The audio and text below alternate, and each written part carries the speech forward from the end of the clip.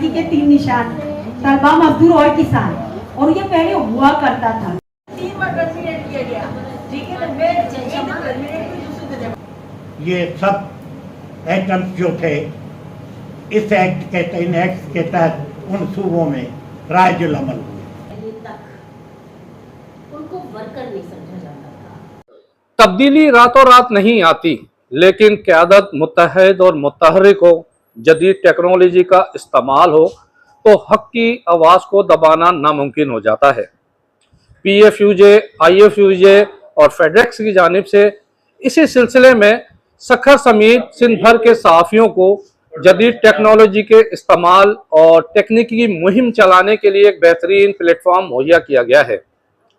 इस 2 रोज़ा तरबियती workshop conference के अंदर माहिर कानून समेत मुख्तलिफ शोबाजात से माहिर, खुसूसन लेबर कवानीन से आगाही रखने वाले लोग जो है आज अपनी राय से आगाह कर रहे हैं और वो तरबियत फराहम कर रहे हैं जो जाके देही इलाकों में अगर हम इस्तेमाल करें तो इसके मुस्बत नताइज सामने।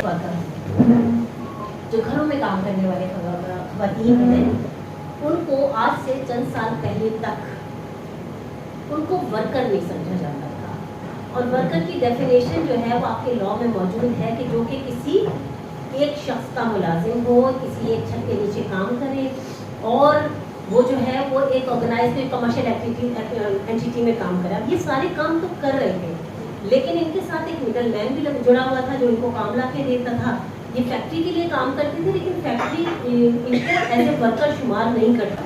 खुद मैं ये कहती थी कि हमारा जो ठेकेदार है वो बेचारा काम लेकर आता है, इतनी धूप में हमें देता है, तो हम कैसे इससे कुछ कह सकते हैं। लेकिन जब हमें अंदाज़ा हुआ कि वो बेचारा तो 100 घरों में से आराम से अगर एक घर से 100 रुपये है तो वो कितने निकाल के ले गया। हाँ, तो फिर हमें अंदाज़ा हुआ कि वो तो बेचारा है ही नहीं। मैंने बहुत पहले सुना था कि कोई यूनियन हुआ करती थी जिसमें अगर कोई मसला होता था तो उसमें स्टूडेंट भी आकर खड़े होते थे और जो बाकी लोग होते थे वो भी आकर खड़े होते थे। तो ये 3 हम कहते हैं ना जो है वो तरक्की के 3 निशान, तलबा, मजदूर और किसान, और ये पहले हुआ करता था, लेकिन अब ये नहीं है। तो ये वाकई में जो सुबह से हम सुन रहे हैं, तो ये वाकई में इस चीज़ की हमें अशद ज़रूरत है कि अगर तलबा के साथ कोई इशू है तो वर्कर को भी आना चाहिए। वर्कर के साथ कोई इशू है तो अभी मीडिया के साथ इतने इश्यूज हुए हैं, हम जाके खड़े हुए। फ्रीडम ऑफ एसोसिएशन आर्टिकल 17 है, freedom of trade and profession article 18 है, एक्सप्रेशन 19 है, रिलीजन, थॉट, बिलीफ 20 है, फ्रीडम ऑफ मूवमेंट 16 है।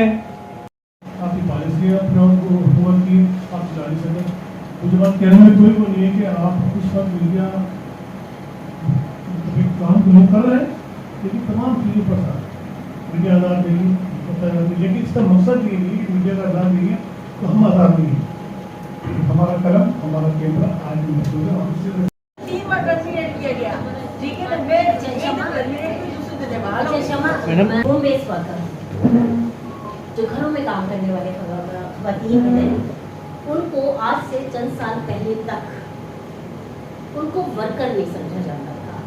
और वर्कर की डेफिनेशन जो है वो आपके लॉ में मौजूद है कि जो कि किसी एक शख्स का मुलाजिम हो, किसी एक छत के नीचे काम करे और वो जो है वो एक ऑर्गेनाइज्ड कमर्शियल एंटिटी में काम करे। अब ये सारे काम तो कर रहे थे, लेकिन इनके साथ एक मिडल मैन भी जुड़ा हुआ था जो इनको काम ला के देता था। ये फैक्ट्री के लिए काम करते थे, लेकिन फैक्ट्री इनको एज ए वर्कर शुमार नहीं करती थी। साधारण चीज उसमें आएगी। हम ये चाह रहे हैं कि जब आप एक बड़ा काम लेके अपने साथ चल रहे हैं तो फिर बहुत सारी छोटी छोटी चीज़ों के ऊपर आपको कंप्रोमाइज नहीं करना। उसमें हैदराबाद से जाकर मैं भी बैठा हुआ, बाद में उसकी एक्सप्लेनेशन आती नहीं, जवाब देते रहे। 2010 में 18th अमेंडमेंट आई। एक ऐसी इस्टेब्लिशमेंट भी है जो 2 सूबों में काम करती है या इस्लामाबाद टेरिटरी में काम करती है, उसके लिए तो कोई कानून नहीं।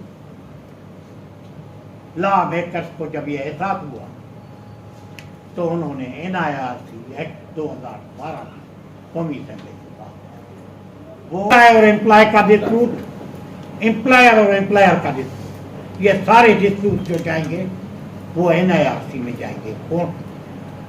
काहे के ट्रांसप्लांटेशन जो दो जिम्मेदारों की इस्टेब्लिशमेंट की ब्रांचेस दो सूबों में या इस्लामाबाद में। NIRC प्रोसीजरल लॉ है, लेबर के हुकूक के लिए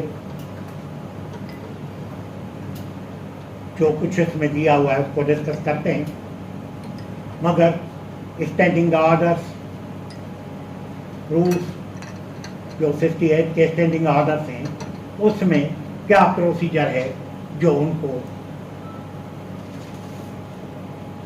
15 है वार्षिक ऑफ आर्गूमेंट कि किसी को बगैर शौकात दिए, बगैर सुने, बगैर इंक्वायरी आप निकाल देंगे, वो स्टैंडिंग ऑर्डर, मगर प्रोसीजर इधर दिया। डिजिटल और AI के इस दौर ने जहां पे ख़तरात में इजाफा किया है, वहीं आवाज़ उठाने के लिए एक बेहतरीन प्लेटफॉर्म भी मुहैया किया है।